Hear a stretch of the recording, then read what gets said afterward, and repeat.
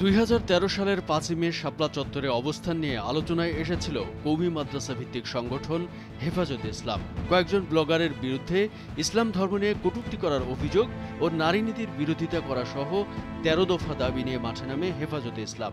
সেই রাতে রাজধানীর মতিঝিলের শাপলা চত্বর ঘিরে তৈরি হয়েছিল এক ভীতিকর পরিবেশ। শেষ পর্যন্ত পুলিশ, র্যাব ও সীমান্তরক্ষী বাহিনী বিজিবির অভিযানে খালি করা হয়েছিল শাপলা চত্বর। কি ঘটেছিল সেই রাতে?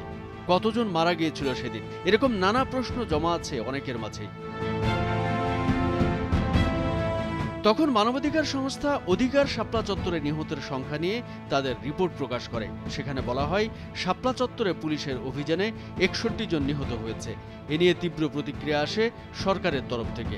এরপর মামলা দায়ের করা হয় মানবাধিকার সংস্থা অধিকারের 2 শীর্ষ কর্মকর্তার বিরুদ্ধে।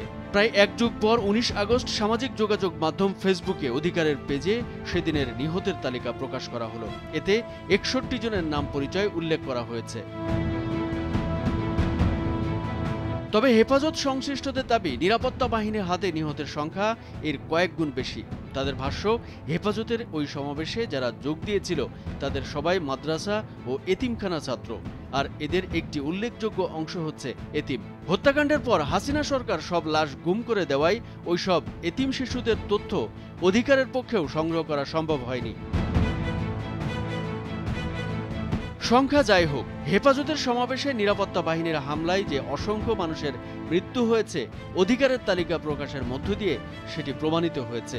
গত 5 আগস্ট আওয়ামী লীগ সরকারের পতনের আগ পর্যন্ত তারা দাবি করে আসছিল হেফাজতের সমাবেশে কোনো প্রাণহানি হয়নি।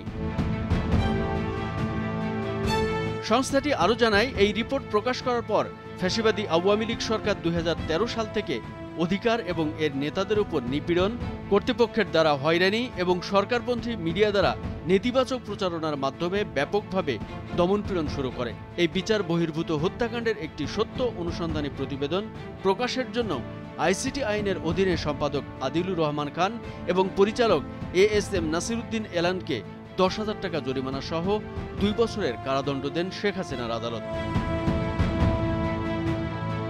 এদিকে মতিঝিলের শাপলা চত্বরে হেফাজতে ইসলামের সমাবেশে গণহত্যার অভিযোগে সাবেক প্রধানমন্ত্রী শেখ হাসিনা সহ 34 জনের বিরুদ্ধে মামলা করা হয়েছে। 18 আগস্ট ঢাকার chief metropolitan magistrate Mohammad Zaki Al ফারাবির আদালতে এই মামলার আবেদন করেন বাংলাদেশ পিপলস পার্টির চেয়ারম্যান বাবুল সরদার চাকারি। কামরুজ্জামান আরিফ, ভোরের কাগজ।